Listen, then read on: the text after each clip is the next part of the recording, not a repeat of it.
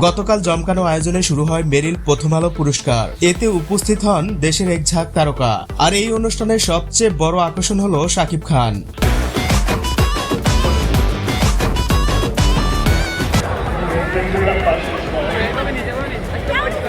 উপস্থাপক হিসেবে ছিলেন আফরান নিশু এবং উপস্থাপিকা ছিলেন ফারিন। অনুষ্ঠান চলাকালীন সময় এমন কাণ্ড ঘটে যেটা হয়তো অনেকেই খেয়াল করেনি। শাকিব খান এবং আফরান নিশু এই দুজনের সাথে দীর্ঘদিন ধরে একটা শত্রুতা চলছিল, এটা আমরা সবাই জানি। অনুষ্ঠানে শাকিব খানের সোয়াগ আর এন্ট্রি ছিল পুরাই অন্য লেভেলের। তিনি একবারের জন্য আফরান নিশুর দিকে তাকায়নি। এই জিনিসটা হয়তো অনেকেই খেয়াল করছে, আবার কেউ করেনি। শ্রীলঙ্কায় শুটিং শেষ করে দেশে ফিরছেন শাকিব খান। এখন বাকি অংশের শুটিং দেশেই হবে। তাণ্ডব নিয়ে এখন দর্শকদের মাঝে এক্সাইটমেন্ট তুঙ্গে। ছবিটির টিজার মুক্তির পর থেকেই বিভিন্ন অঙ্গন থেকে ব্যাপক হারে প্রশংসা অর্জন করছে। সামনে আসতে যাচ্ছে ট্রেইলার এবং গান। এখন এগুলোর জন্য অপেক্ষায় আছে ভক্ত অনুরাগীরা।